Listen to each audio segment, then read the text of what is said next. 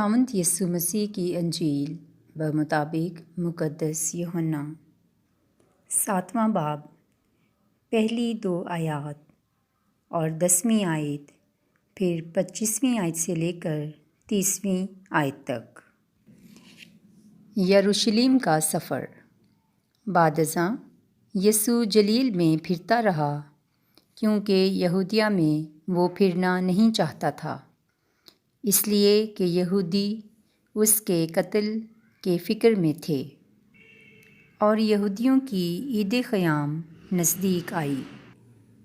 10ویں آیت۔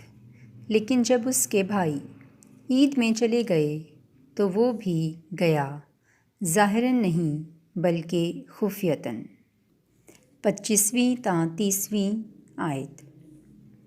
تب بعض یروشلمی کہنے لگے، کیا یہ وہی نہیں جس کے قتل کا فکر ہو رہا ہے؟ اور دیکھو، وہ تو اعلانیہ بولتا ہے، اور وہ اس سے کچھ نہیں کہتے۔ کیا شاید سرداروں نے بھی سچ جان لیا ہے کہ المسیح یہی ہے؟ لیکن اسے تو ہم جانتے ہیں کہ کہاں کا ہے، مگر المسیح جب آئے گا تو کوئی نہ جانے گا کہ کہاں کا ہے۔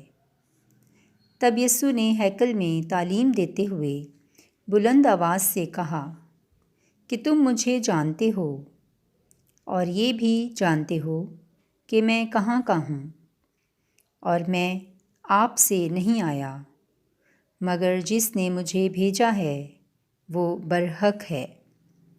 اسے تم نہیں جانتے، میں اسے جانتا ہوں، اس لیے کہ میں اس کی طرف سے ہوں اور اسی نے مجھے بھیجا ہے۔ اس پر وہ اسے گرفتار کرنے کی کوشش کرنے لگے، مگر کسی نے اس پر ہاتھ نہ ڈالا، کیونکہ اس کا وقت ہنوز نہیں آیا تھا۔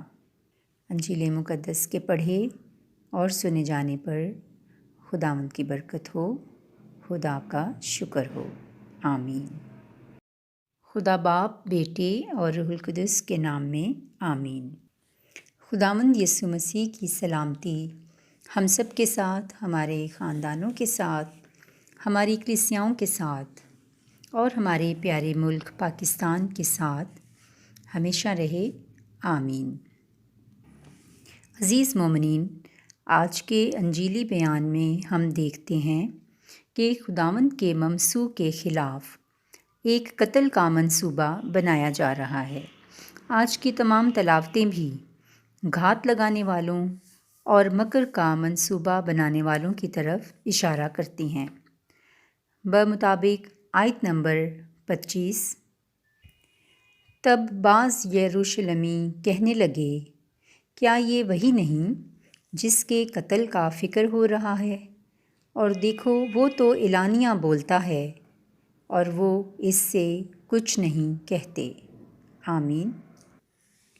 عزیز مومنین، مقدس یوحنا کی انجیل کی اب تک کی تمام تلاوتوں میں ہم زیادہ تر یہی سنتے آئے ہیں کہ خداوند یسوع مسیح جب بھی اپنے بھیجے جانے یا بھیجنے والے کا ذکر کرتے ہیں تو یہودی ان کے دشمن ہوتے چلے جاتے ہیں، لیکن مسیح یسوع اس بات کی پرواہ کیے بغیر کہ وہ مجھے پکڑنا اور قتل کر دینا چاہتے ہیں، اعلانیہ اس بات کی تعلیم دیتے ہیں کہ جس نے مجھے بھیجا ہے وہ برحق ہے، پریز دی لارڈ۔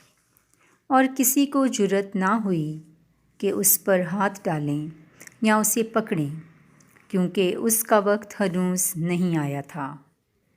عزیزو، آئیں آج اس بات پر دھیان و گیان کرتے ہیں کہ آیا ہم ایماندار ہوتے ہوئے اپنے مسیحا کے ایمان کا پرچار اعلانیہ طور پر کرتے ہیں، یعنی کہ دلیری سے، بغیر کسی ڈر اور خوف کے، یا کہ بعض اوقات ہم مصلحت سے کام لیتے ہوئے اپنے ایمان کی گہری سچائیوں اور حقیقت سے چشم پوشی اختیار کر جاتے ہیں۔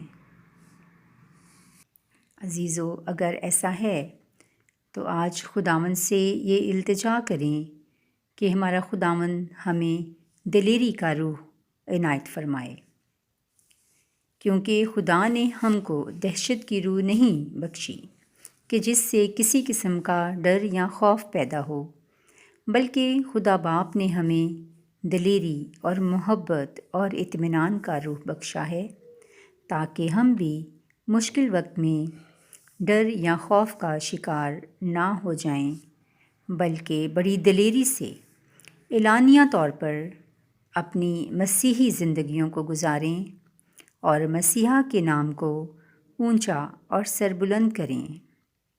مسیح ہمارے خداوند کے وسیلے سے آمین۔